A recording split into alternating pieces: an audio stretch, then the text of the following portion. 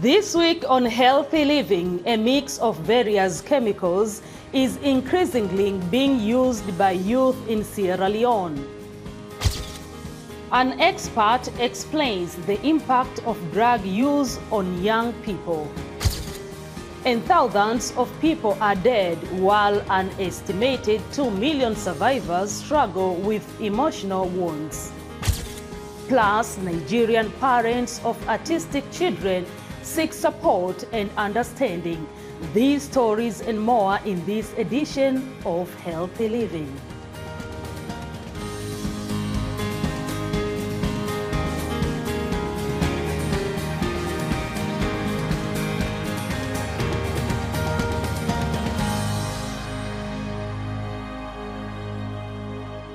Hello, I'm Kamiti Kibayasi. Thank you for joining us on Healthy Living.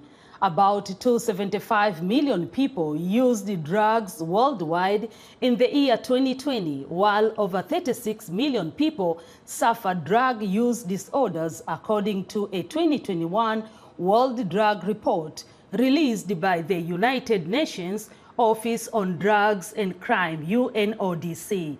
In a number of countries, young people are using more drugs, with use levels today higher than the previous generation.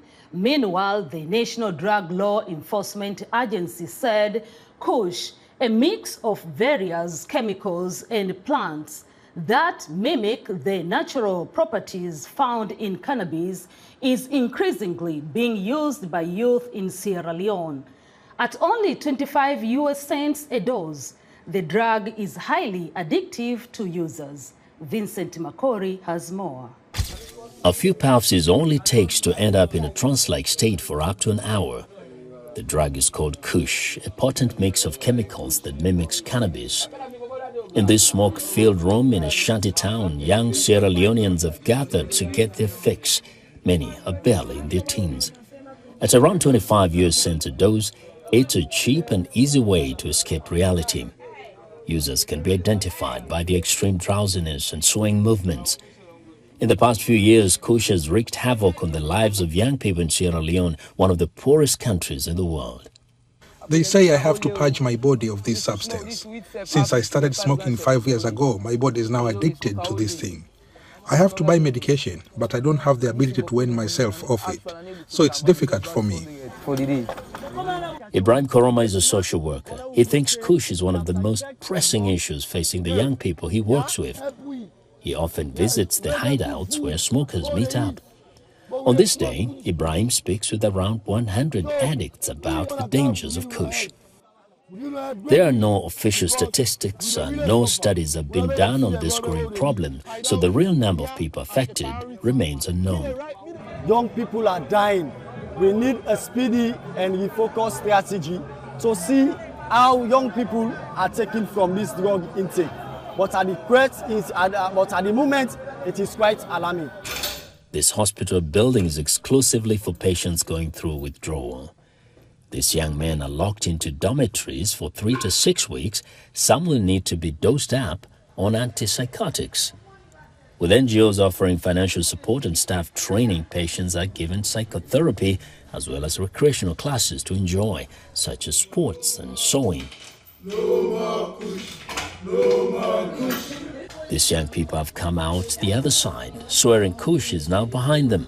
I would like to tell colleagues out there that this substance that we do take, that they do take, because I'm no longer part of them now, because I'm now a changed person. But in the face of a highly addictive drug, willpower is not always enough for those being discharged.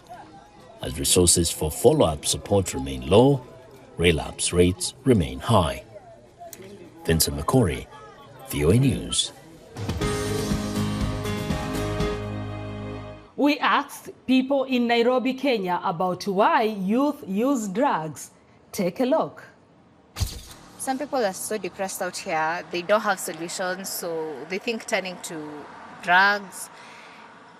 Yeah, I think that's the best solution for them. See, sometimes what people think of when you use some drugs, probably it helps you forget about what you're thinking on the stress you have.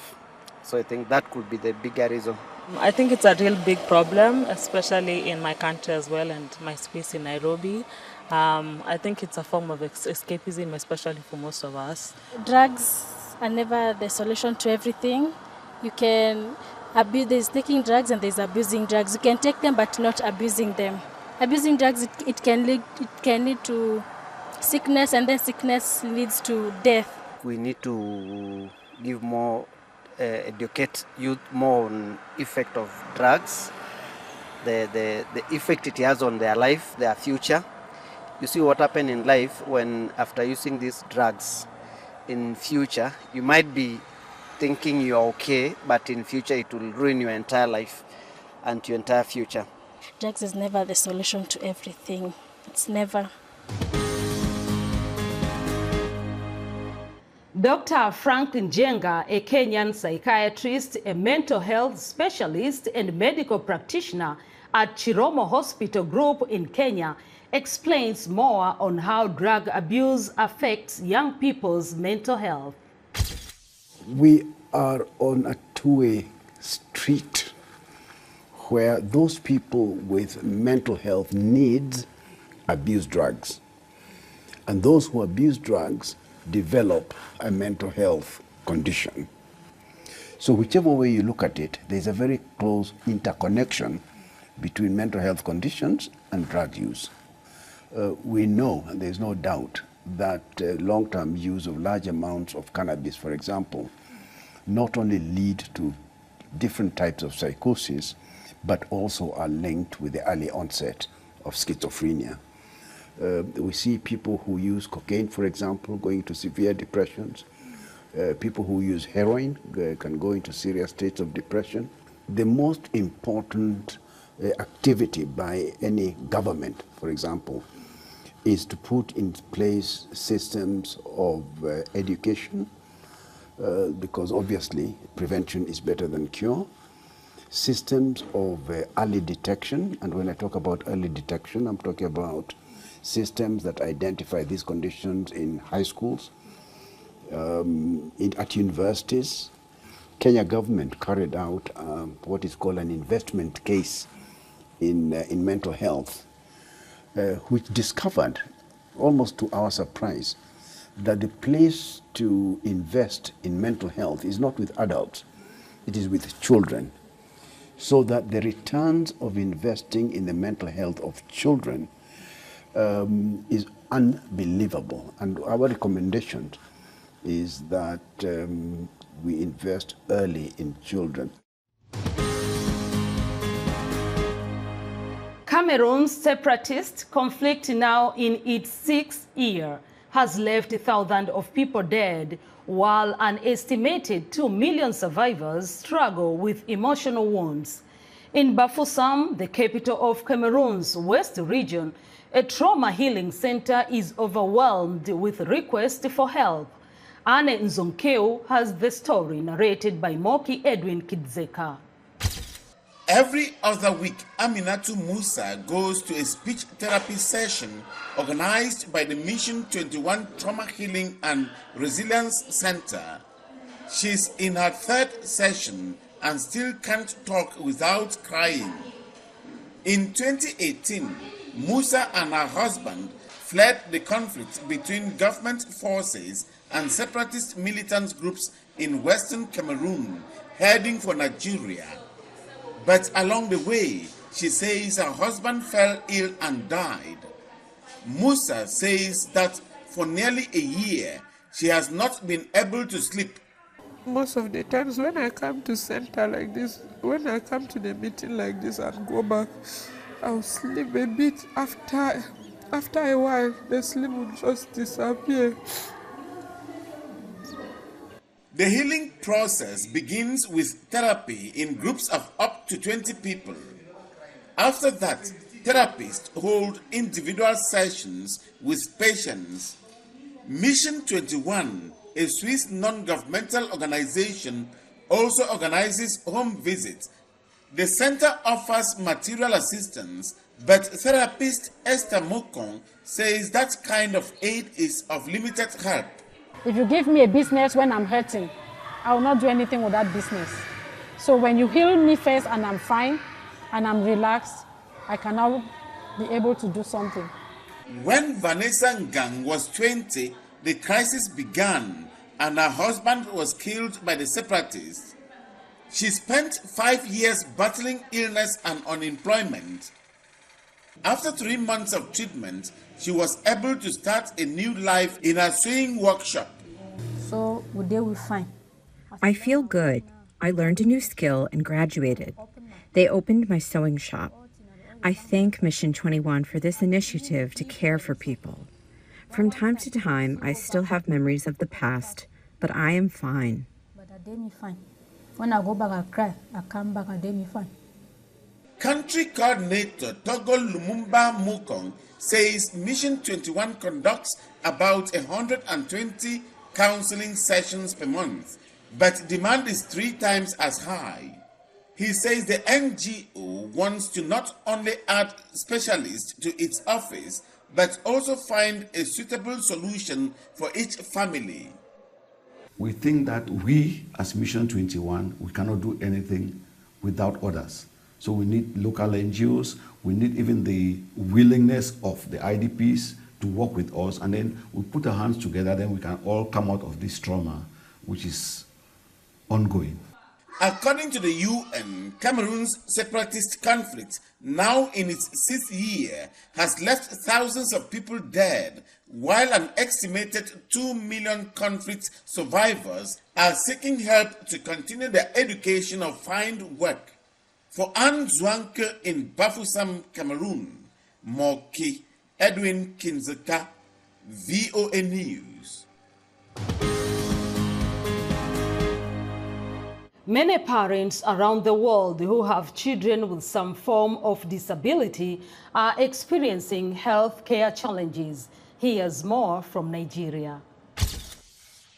Christine Nnaji never starts drawing without the late American singer Michael Jackson's voice crooning from the speaker in her studio. With the help of her mother, the 17-year-old mixes paints in the family sitting room turned studio, her art spread over the floors and up the walls as she works on an abstract portrait of a woman. When Nnaji turned 3, her parents noticed her continuously stare into space and fail to respond to her own name. They assumed she was hard of hearing despite negative medical tests. 2 years later, Nnaji was diagnosed with autism spectrum disorder, and her mother, Noni Mike Nnaji, slipped into depression.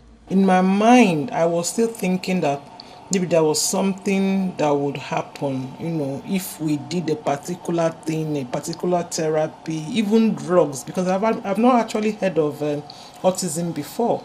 I was in denial. The COVID-19 pandemic was a game changer for the family. While students schooled from home in early 2021, Nnaji struggled to focus on her laptop.